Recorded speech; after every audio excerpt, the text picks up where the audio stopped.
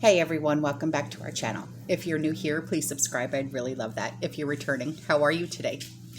In today's video, I want to discuss something that was brought to my attention by a subscriber. And it's about UBI. And if you don't know what UBI is, it's Universal Basic Income. And apparently it's being tested in upstate New York right now. And it's being tested by payments of $500. So this article, it starts out like this, okay? Annette Steele isn't destitute or unemployed, but for a while, she's been receiving $500 a month and no strings attached payments as part of an experimental universal basic income program in upstate New York. Places from Compton, California to Richmond, Virginia are trying out guaranteed income programs, which gained more attention after the pandemic idled millions of workers. Now, Steele is a special education school aide, is getting her payments through a program in Ulster County, that's Ulster, which covers parts of the Catskill Mountains and the Hudson River Valley. And during the pilot program, funded by private donations, 100 county residents making less than $46,900 annually will get the $500 a month for 1 year. And the income threshold was based on 80% of the county's average median income, meaning it includes both the poor and a slice of the middle class. And people who face financial stress but might not ordinarily qualify for governmental aid based on income. For researchers, the pilot could give them a fuller picture of what happens when a range of people are sent payments that guarantee a basic living. For Steele, who's 57 years old, it's a welcome financial boost that helped her pay for car insurance and groceries. It lessens my bills, she says, who lives in the village of Ellenville with her retired husband. And she said, people think because you've been working for so many years that you make this tremendous amount of money. But no, actually, we don't. Now, less than 100 miles north of New York City, Ulster County is a popular destination for weekenders headed to like Woodstock or the Catskill Mountains. It's big city, Kingston, and small, which is like 23,000 people, just say around that, okay? Now, basic income programs elsewhere tend to focus on like cities, right? In contrast, the Upstate program stretches out over a mix of places. A city, small towns, remote areas, many miles from bus lines and supermarkets. Now, showing that this approach will work not just in urban areas, but for rural parts of the country, which we know is one of our big national problems. I think there's a great opportunity there. And this was said by Ulster County Executive Patrick Ryan.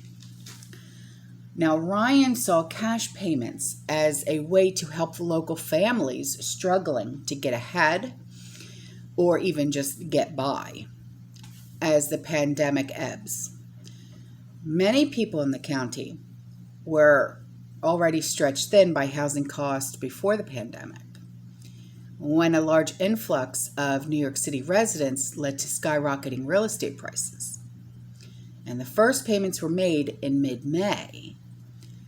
Recipients of the money can spend it as they wish, but will be asked to participate in periodic surveys about their physical health, their mental health, and employment status. The Center for Guaranteed Income Research at the University of Pennsylvania, which the school formed with the mayors for guaranteed income, is evaluating the pilot program. Now, recipient Eric Luna, who's 26 years old, he's an electrical lab technician, said the money will help pay the bills at home he recently helped his parents buy in Wallkill. But he also hopes to get some aside, possibly for a master's degree. I'm also learning how to save money as well, he said. So this is really going to be a learning experience for him. There were more than 4,200 applicants for the program in a county of 178,000 people. Center for Guaranteed Home Research co-founder Stacia West, who is evaluating more than 20 such pilot programs, is interested in seeing how spending compares to cities like Stockton, California, where more than a third went for food.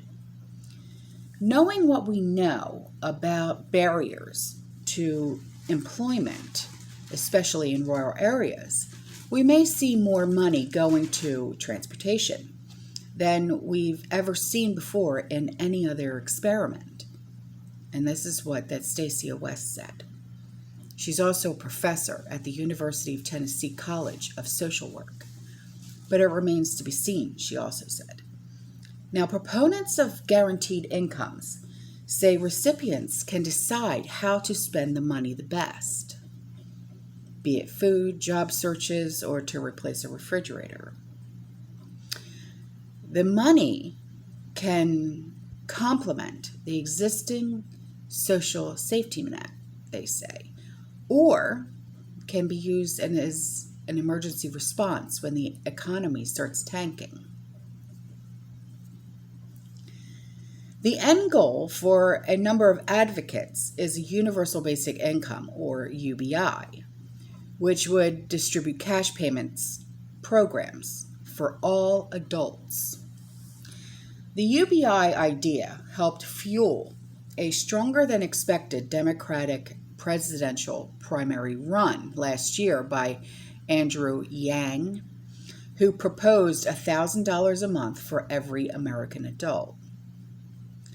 Yang, who has a second home in Ulster County, is now running for New York City mayor with a basic income proposal to help lower-income residents.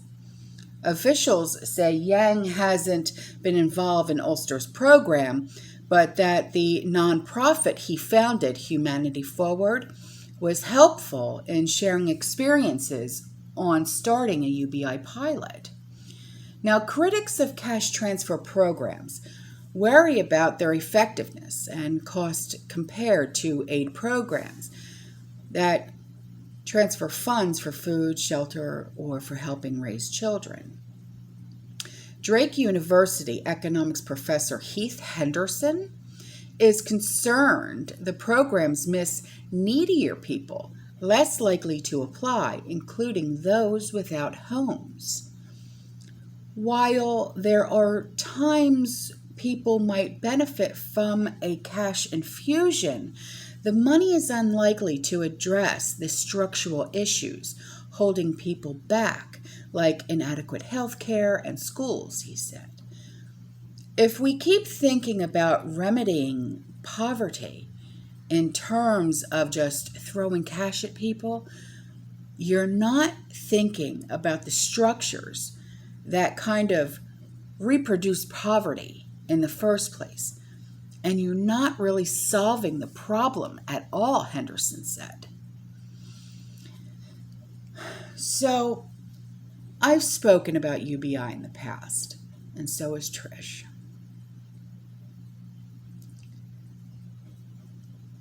And I feel it's a disaster. While it may look good on paper, and yeah, sure, it's extra money in your pocket, but soon enough, it's going to be a disaster. And soon enough, if everyone starts to get it, I don't even want to see what this world is going to be like. I really don't. I really don't. Anyway, I love you guys. I'll see you in the next one. Stay safe, stay positive, keep prepping, and as always, fearless.